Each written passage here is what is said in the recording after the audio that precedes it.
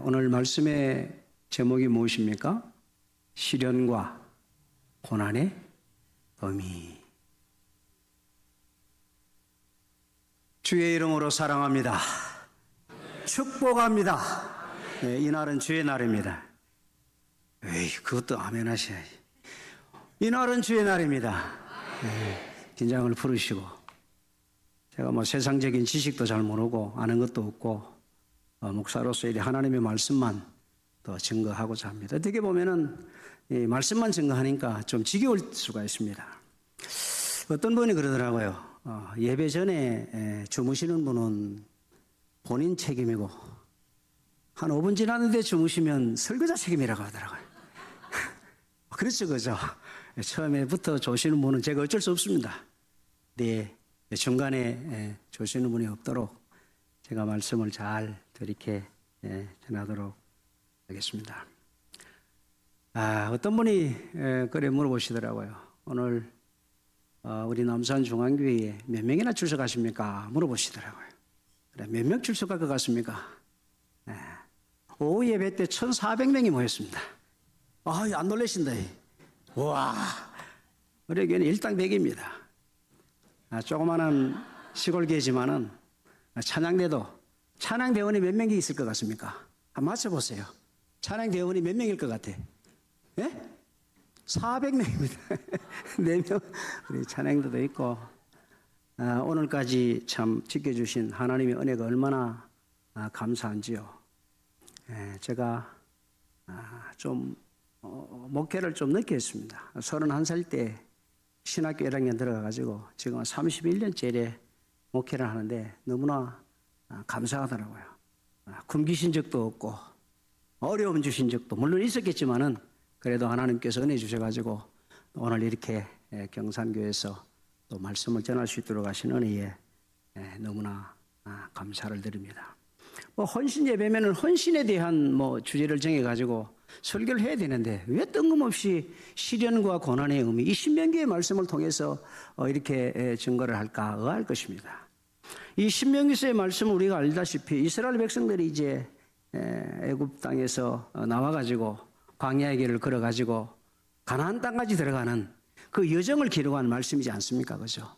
3,400년 전에 기록된 이 신명기의 말씀이 2025년도를 살아가는 우리들에게 무슨 의미가 있을까? 그래 생각하실 분도 있을 겁니다, 아마. 구약은 이스라엘 백성들이 지켜야 되고 신약은 지금 현대의 우리 그리스도인들이 지켜야 된다, 이렇게 아마 생각할 수도 있을 것입니다. 그러나 창세기부터 계시록까지의 모든 말씀은 오늘 이 시대를 살아가는 저와 여러분들에게 주시는 동일한 은혜의 말씀이요 구원의 말씀인 줄로 믿습니다. 3,400년 우리하고 아무 상관이 없는 게 아니에요. 하나님께서 특별히 선택해서 자녀 삼아주셨던 그 이스라엘 백성들에게 주셨던 말씀이 오늘 저와 여러분들에게도 동일한 은혜로 다가오게 될 줄로 믿습니다.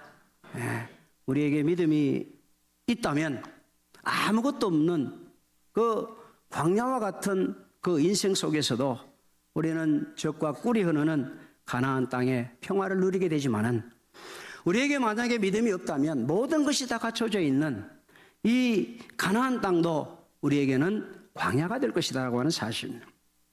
우리가 내일 일을 염려하지 말고 오늘까지 인도해 주신 그 하나님만 믿고 우리가 살아가면서 십자가를 따라 순종하다가 예수님을 믿음으로 예수님 때문에 세상이 준 고난의 흔적을 우리는 자랑하고 또 예수님을 닮아가는 오늘 헌신을 다짐하며 헌신의 예배를 드리는 우리 경청로의 남전도 연합회와 함께 예배하는 모든 성도들 되시기를 주님의 이름으로 축원합니다.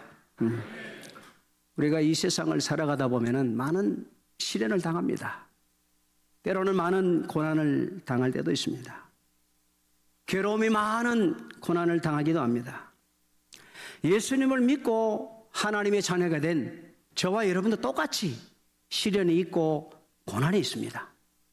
첫 번째 우리가 예수님 믿을 때에 참 예수님 믿으면 부자도 되고 예수님 믿으면 모든 병도 고쳐주고 예수님 믿으면 성공하고 그런 줄 알고 예수를 믿었는데 어떻습니까?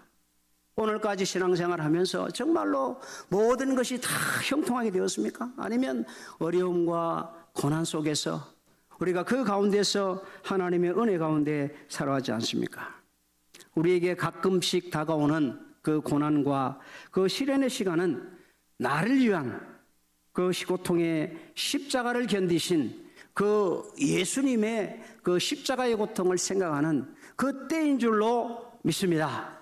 예수님의 십자가의 고통을 한번 생각해 보라고 우리 하나님께서 시련도 주시고 고난도 주셨다라는 사실이에요.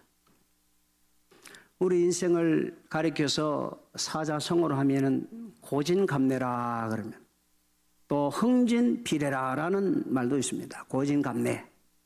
쓴 것이 당하면 반드시 단 것이 온다. 흥진비례, 즐거운 일이 당하면 반드시 어떤 일이 옵니까? 슬픈 일이 온다. 질리지 않습니까? 그죠? 우리의 인생에서 쓰디쓴 고난의 순간이 온다고 해가지고 그 쓰디쓴 고난의 열매를 뱉어버리지 말고 그것을 오래도록 씹곤 하면 어떻게 됩니까? 쓴맛이 단맛이 된다는 것입니다. 지금 잘 살고 있다고 아무 일 없다고 우리는 교만하지 말아야 돼요. 잘 살고 있다고 아무 일 없다고 아무 일도 일어나지 않는다고 교만하지 말라고 하는 말씀이에요. 어떤 사람이 우리의 인생에 대해서 이렇게 이야기하는 것이 기억납니다. 우리 인생이 어떤 것이 인생이냐? 캄캄한 밤에 맨발로 가시밭길을 걸어가는 것이다 그래요. 참고 견디고 걷다 보면 그 가시밭길이 넘어가고 밝은 아침이 온다라는 거예요. 사랑하는 성도 여러분, 아무것도 보이지 않는 캄캄한 밤에 그 가시밭길을 맨발로 걸어간다고 한번 생각해 보시기 바랍니다. 우리의 인생이 그렇다는 것입니다. 캄캄한 밤에 아무것도 보이지 않는 가시밭길을 맨발로 걸어가는 것이 바로 우리의 인생이다라는 사실이에요. 밝은 대낮에 그 가시밭길을 걸어가는 것도 얼마나 어렵습니까? 그죠? 피해갈 수가 없지 않습니까? 그죠? 피할 길이 있으면 피해가겠지만은 그 많은 수많은 가시밭길을 피해갈 수가 없다고 하는 것입니다. 그러나 참고 또 견디다 보면 그 가시밭길은 넘어가고 밝은 새날이 온다라고 하는 사실입니다. 우리의 인생이 그렇지 않습니까? 날마다 행복하고 날마다 기쁜 일이 있고 날마다 은혜 받고 날마다 좋으면 얼마나 좋겠습니까? 그러나 그렇지 않다는 것입니다. 우리가 예수님을 믿은 후에도 우리의 삶을 되돌아보면 가시밭길을 맨발로 걸어가는 듯한 여러 가지의 시련과 여러 가지의 고난이 우리에게 찾아온다는 것입니다. 어떤 성도는 그런 고난이 다가오면은 견디지 못하고 넘어지고 말지만, 또 어떤 성도는 오히려 신앙과 고난의 풍파를 만나게 되면은 순풍에 돛을 단듯이 신앙의 꽃이 활짝 피어지게 된다. 우리들은 인생을 살펴보면서 이 시련과 고난을 피할 수 없다는 사실을 깨닫습니다. 피하면 좋겠지만은 피할 수가 없습니다. 따라서 우리가 어떤 태도를 가지고 시련과 고난을 대하느냐 중요합니다. 시련이 왔을 때, 고난이 왔을 때 어떤 마음을 가지고 그 시련과 고난을 이겨내느냐. 시련과 고난 속에는 우리들을 향한 숨겨진 메시지가 있다라는 사실. 오늘도 이 본문 말씀을 통해서 우리에게 다가오는 그 시련과 고난이 우리에게 어떤 의미가 있는지 몇 가지로 말씀을 드리면서 하나님의 말씀을 잘 듣고 깨닫고 은혜 받는 시간 되시기를 주님의 이름으로 축원합니다. 첫 번째로 보니까 이 시련과 고난은 우리의 믿음을 연단하는 도구가 된다. 시련과 고난을 통해서 우리의 믿음을 연단한다는 것입니다. 더 단단하게 만든다는 것입니다. 오늘 본문 16절 말씀에 보니까 내 조상들도 알지 못했던 만나를 광야에서 너에게 먹이 줬으나 이는 다 너를 낮추시며 너를 시험하사 마침내 내게 복을 주려 하심이었느니라. 아멘. 말씀 끝에는 아멘. 믿어지면 아멘. 안 믿어지면 믿어져야 되지 않습니까? 그죠? 다시 한번 하겠습니다. 오늘 16절 말씀. 내 조상들도 알지 못하던 만나를 광야에서 내게 먹이셨나니 이는 다 너를 낮추시며 너를 시험하사 마침내 내게 복을 주려 하심이었느니라. 아멘. 시련과 고난 끝에는 뭐가 있다고 했습니까? 복이 있다. 복이 있다. 진짜와 가짜는 시련의 풀물을 지날 때에 밝혀지게 된다. 시련의 풀물을 지날 때에. 우리의 신앙도 이 시련과 고난의 터널을 지나면 우리의 믿음의 신앙이 모래 위에 세워진 믿음인지 반석 위에 세워진 믿음인지 구분할 수가 있다라는 것입니다. 시련과 고난의 벌에 태워질 때에 참으로 하나님의 말씀에 귀를 기울이고 그 말씀을 믿고 그 말씀대로 순종하는지 그렇지 않으면 절대는 하나님께 감사하고 열심히 있는 척하다가 시련과 고난이 다가오면 하나님의 말씀을 버리고 불순종하고 배반하는지 신앙인인지를 구별할 수가 있다라는 사실입니다. 우리는 다니엘서를 통해서 다니엘의 세 친구의 이야기를 다 알고 있죠, 그죠? 다니엘의 세 친구. 혹시 이름을 아십니까? 이름을 아십니까? 성은 사시요, 이름은 드락, 또 메시, 메삭, 아벤느고, 이 세 명이지 않습니까? 그죠? 이 세 친구의 위대한 신앙을 우리는 엿볼 수가 있는데, 그들은 우리가 알다시피 바벨론의 포로로 이제 잡혀갔잖아요. 그죠? 그들은 왕족과 귀족이었습니다. 아주 똑똑한 사람들만 포로로 잡아갔습니다. 그래서 우리가 알다시피 느부갓네살 왕이 금신상을 만들어 가지고 거기에 절하라 그랬지 않습니까? 그죠? 그럴 때에 이 세 친구는 어떻게 했습니까? 넙죽 절했습니까? 절하지 않았습니다. 우리는 여호와 하나님만을 섬기기 때문에 내 생명을 잃어버릴지라도 나는 하나님만 섬기겠다라고 하는 믿음이 있었다고 하는. 그래서 어떻게 됐습니까? 평소보다 7배 더 뜨거운 풀무불에 던져졌다. 그러나 머리털 하나도 걸리지 않고 다 살아나왔다. 그들의 신앙의 정결을 지키고 그들에게 시련과 고난이 왔을 때에 단호한 신앙을 가졌을 때에 하나님께서는 풀무불 안일지라도 그들과 함께 하셨다는 거예요. 그들을 보호해 주셨다는 것입니다. 오늘날 우리에게 시련이 오고 고난이 오는 것은 하나님께서 사드락과 메삭과 아벳느고와 같이 우리도 타협하지 않는 신앙을 가지고 있는지 시험하기 위해서 시련과 고난을 주신다고 하는 거예요. 조금 전에 말씀드렸지만 우리 인생 살아가면서 아무 일 없이 맨날 행복하고 맨날 즐겁고 맨날 좋은 날만 있으면 얼마나 좋겠습니까마는 그렇지 않다는 것입니다. 이스라엘 백성들이 애굽에 나와서 아주 평안하게 가나안 땅으로 들어갔으면 좋겠지만은 그렇지 않았다는 것입니다. 금을 재련하고 은을 정련할 때에 반드시 뜨거운 불도가니를 통과해야 돼요. 정련하고 재련할 때에 불순물이 올라오면 어떻습니까? 다 걷어버린다. 이스라엘 백성들 가운데서도 광야에서 불평하고 불만하고 하나님을 원망했던 어떻게 보면은 그들은 불순물이에요. 다 걷어냈지 않습니까? 애굽에서 나왔던 모든 사람들은 죽어버렸습니다. 딱 2명 빼고죠. 광야에서 태어난 그 이스라엘 백성들만 광야에 들어갔다는 거예요. 불과 같은 풀무불로 시련과 고난을 주셨을 때에 그 불순물되는 애굽에서 나왔던 모든 백성들은 다 걸러졌다는 거예요. 다 광야에서 죽어버렸어요. 우리에게 시험과 환난이 불이오면 우리 인격 속에 있는 불순물의 찌꺼기가 죄거다기 식으면서 점점 누구로 닮아갑니까? 예수님을 닮아간다 하네.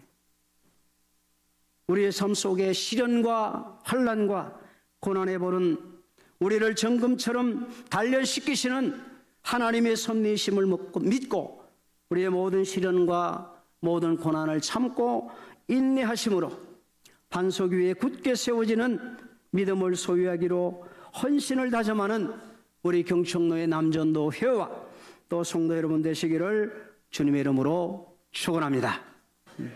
두 번째로 시련과 고난은 하나님의 징계가 될 수 있다는 거예요. 시련이 오고 고난이 오면 우리를 단련할 목적도 있지만은 우리가 하나님의 말씀을 떠났을 때에 불충성하는 일이 있을 때에 그대로 어떻습니까? 하나님의 징계로서 어떻습니까? 다시 하나님의 자녀로 불러주신다. 오늘 19절 말씀에 보니까 너희가 만일 내 하나님 여호와를 잊어버리고 그랬어요. 다른 신을 섬기며 그들에게 절하면 내가 너희에게 증거하노니 너희가 반드시 멸망할 것이라.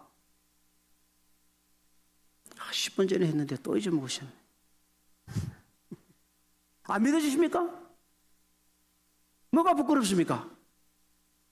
저는 사도신경에 나오는 사도신경의 중간에 보면은 어떤 말씀이 있나 잠깐 잊어먹었는데 거룩한 공회와 성도가 하나 되는 것과 매주일 고백하잖아요. 거룩한 공회가 어디입니까? 전 세계의 교회의 성도들을 말하는 거예요. 저와 여러분들 교회는 다르지만은 하나님의 나라에 가면 다 만날 사람이 뭐가 부끄러워요? 옆에 사람이 부끄럽습니까? 아멘 하면 뭐가 부끄럽습니까? 부끄럽지 않아요. 뭐가 부끄러워요? 다 하나님을 누구라고 합니까? 하나님이 누굽니까? 아버지. 장로님이 하나님도 아버지고 저 하나님도 아버지고 권사님이 다 아버지인데 뭐가 부끄럽습니까? 어? 조금 전에 말씀이 안 믿어지니까 아멘을 안 하는 거예요.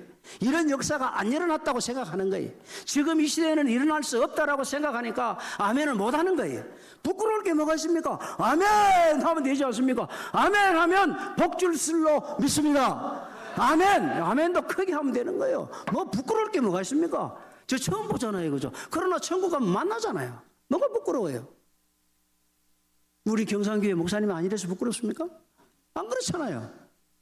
우리는 하나님의 자녀요, 하나님의 백성이잖아요. 뭐 잘 배웠든 못 배웠든 나이 많든 적든 뭐가 부끄럽냔 말이에요. 10분 전에 말씀했는데 또 잊어먹으시니까 복 받으시라고. 복 받으시라고. 하나님의 말씀에 아멘하면 성령 하나님께서 깨닫게 해주실 줄로 믿습니다. 20-30분 설교하지만은 한 단어에 꽂히면 되는 거예요. 어떻게 30분 말씀한 걸 다 기억하겠습니까? 한 단어만 믿어지면, 한 사람만 은혜 받으면 저는 성공했다고 생각해요. 예. 소돔과 고모라에 5명이 없어가지고 멸망했는데 이 시대에 오늘 말씀 가운데에 5명의 의인만 있다면 저는 최선을 다했다고 생각해요. 아멘. 부끄러울 거 없어. 뭐가 부끄러워요, 뭐. 부끄럽습니까? 아멘 하는 게 부끄러워요? 저 길거리에 가다가 아멘 하면 부끄러울 수 있어요. 하나님의 성전에서 예배 드리면서 하나님의 말씀을 들을 때에 아멘 할 때. 오늘 19절 말씀입니다. 같이 읽읍시다, 이제. 혼자 읽으니까 아멘을 안 하시는 것 같아. 보이죠? 예. 자. 19절 말씀 시작. 내가 만일 내 하나님 여호와를 잊어버리고 다른 신들을 따라 그들을 섬기며 그들에게 절하면 내가 너희에게 증거하노니 너희가 반드시 멸망할 것이라. 아멘. 반드시 멸망한다는 말이에요. 여호와를 떠나고 하나님의 말씀에 불순종하고 그들의 신에게 절하면 망한다고 했다는 말이에요. 이 말씀이 왜 안 믿어지십니까? 믿어주셔야 되잖아요, 그죠? 믿어주셔야 되는 거예요. 부모가 자녀들이 자기의 주관대로, 자기의 뜻대로 이렇게 성장하기 전까지는 자녀들이 잘못하면 우리가 어떻게 합니까? 골면하잖아요. 책망하잖아요. 그죠? 너 이것이 아니다. 이런 길로 가면 안 된다. 하나님의 말씀대로 살아야 된다. 그래야 하잖아요. 그래도 말을 안 들으면 어떻게 합니까? 말을 안 들면 회초리를 때. 요즘에는 뭐 꽃으로도 때리지 마라. 그래. 꽃으로도 때리지 마라. 성경 말씀하고 안 맞잖아요. 너희 자녀가 잘못하면 매를 들으라고 했는데 매를 안 드니까 어떻습니까? 더 잘 되는 것 같아요? 안 되는 것 같아요? 안 되는 거예요. 매를 들어야 되는 거예요. 사랑의 회초리예요. 그게 하나님의 징계란 말이에요. 하나님께서 저희와 여러분들 얼마나 사랑합니까? 막 이렇게 집에 깨질까 너무 터질까 해가지고 사랑하는데 하나님의 말씀을 떠나서 다른 신을 섬기고 곁길로 나간 다음에 하나님께서 가만히 두겠습니까? 이 당시에 이스라엘 백성들이 광야에 살아갈 때에 불평하고 막 원망하고 그럴 때 하나님이 가만히 있었습니까? 징계했단 말이에요. 때렸단 말이에요. 회초리를 들었단 말이에요. 그러나 그 회초리는 사랑의 회초리가 되어야 된다. 감정이 실려가지고 분을 못 이겨가지고 채찍하는 그런 건 아니란 말이에요. 우리 하나님께서 우리를 징계하실 때에 막 화가 나가지고 막 정말로 죽일 듯 하십니까? 아닙니다. 사랑으로 해요, 사랑으로.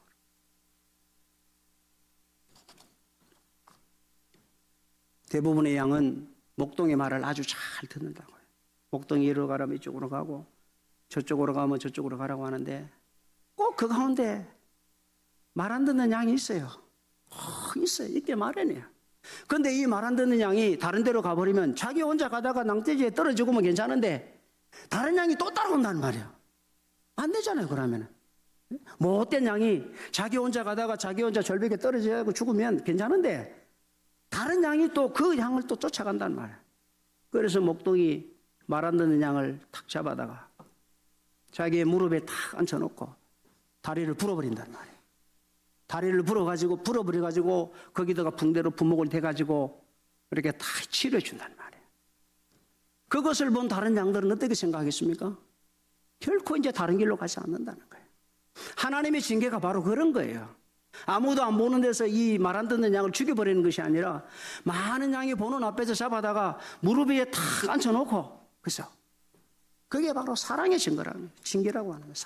사랑이 없으면 그렇게 하겠습니까? 뭐 다른 데 가서 뭐 죽든지 안 죽든지 뭐 그냥 내버려 둘 거 아니겠습니까? 그죠? 그런다. 목동은 그렇지 않다는 거예요. 우리도 나의 고집을 따라서 다른 길을 행할 때에 하나님의 징계를 받고 회개하고 하나님을 따르는 그런 존재가 아닌가. 이 못난 말 안 듣는 그 양이 아닌가. 한번 생각해 보시기 바랍니다. 나는 그런 양이 아닌가. 두드러 맞아야 다리가 부러져야 잘못했습니다 하고 돌아오는 어리석은 양이 아닌가. 히브리서 12장 11절 말씀에 보면 무릇 징계가 당시에는 즐거워 보이지 않고 슬퍼 보이나 그랬어요. 후에는 그로 말미암아 연단받은 자들은 의와 평강의 열매를 맺느니라. 이쪽만 조금 하고 이쪽은 아예 안 움직이시네. 안 믿어지십니까 이게? 안 믿어지세요? 정말로 왜 이러십니까 정말로? 한번 했어요. 믿어지셔야 되는 거예요. 처음에는 징계가 슬퍼 보이고 즐거워 보이지 않지만은 나중에는 의와 평강의 열매를 맺는다니까요. 하나님께서 말씀하셨다니까요. 제가 말씀한 게 아니고 믿어져야 되는 거예요. 저 시골 목사가 와가지고 뭐 하나 싶어가지고 눈 크게 뜨고 보지 마시고 하나님의 말씀이에요. 사랑하는 성도 여러분, 우리가 여러 가지 시련을 당하고 때로는 고난을 당하는 것은 하나님께서 우리를 징계하셔가지고 우리를 올바른 길로 인도하시려고 하는 마귀의 시험에 빠져서 영원한 생명을 잃어버리지 않고 거룩함에 참여시키려고 하시는 사랑의 마음이라고 하는 사실을 깨닫고 날마다 범사에 감사하고 기뻐하며 이 시련과 고난을 믿음으로 이겨내는 경청노예 남전노예와 우리 성도 여러분 되시기를 주님의 이름으로 축원합니다. 마지막으로 하면 참 좋아한다는 말. 마지막으로 길지 짧을지 모르지만 마지막으로 시련과 고난은 우리에게 복을 주시기 위한 그릇을 준비하는 시기다. 그릇. 좋은 것을 많이 받으려면 그릇이 얼마나 해야 돼요? 커야 된다. 작게 받으려면 얼마나 하면 돼요? 작으면 되는 거예요. 이 시련과 고난을 통해서 하나님께서 우리에게 그릇을 주신다니까요. 복의 그릇을 주신다니까요. 그 단계라고 하네요.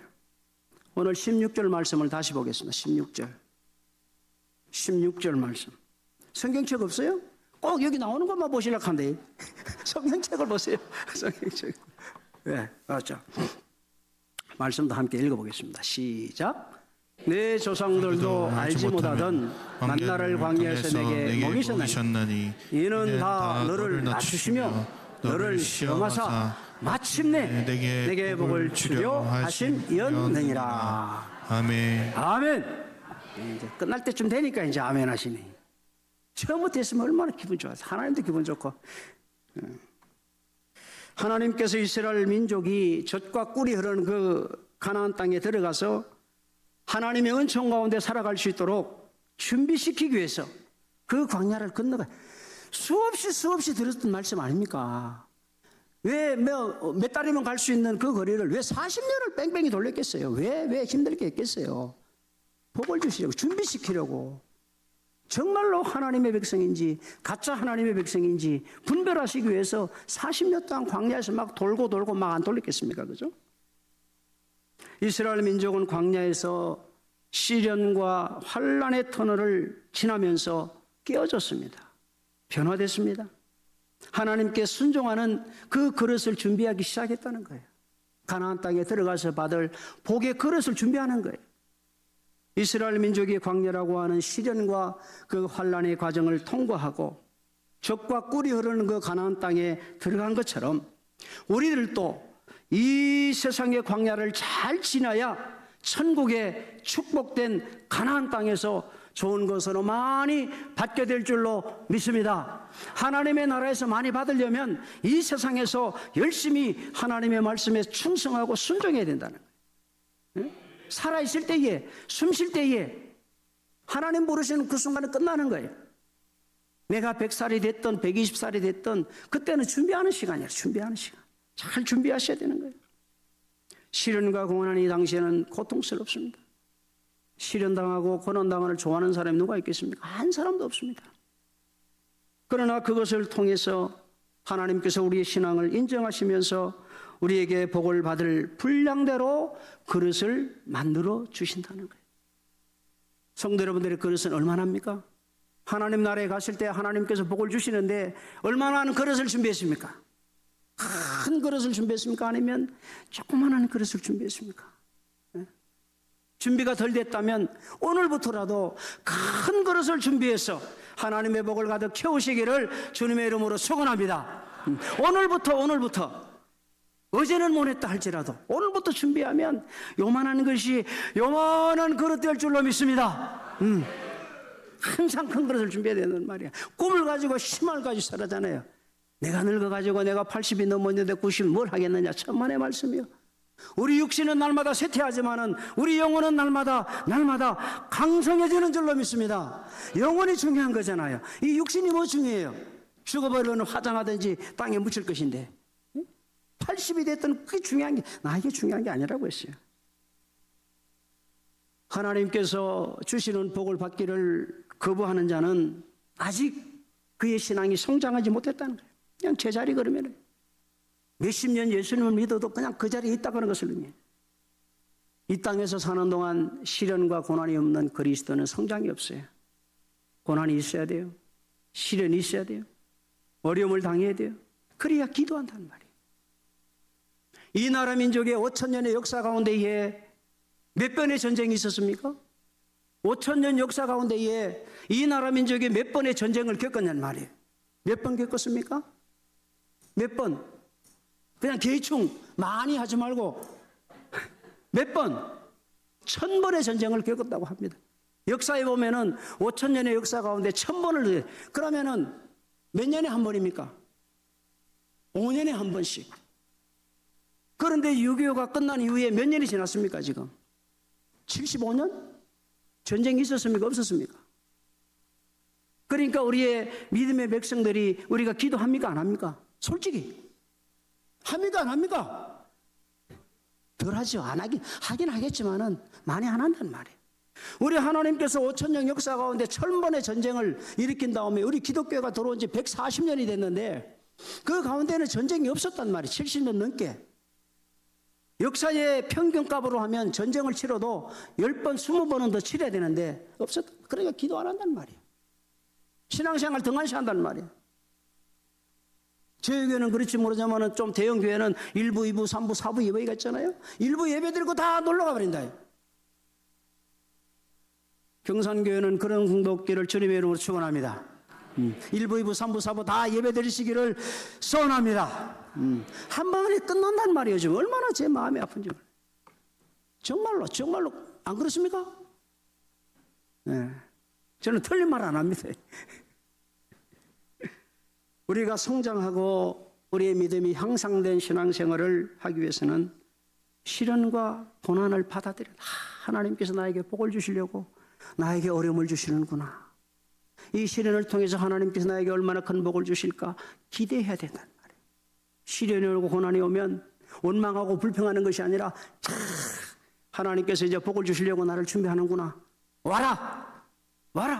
시련아 와라. 고난아 와라.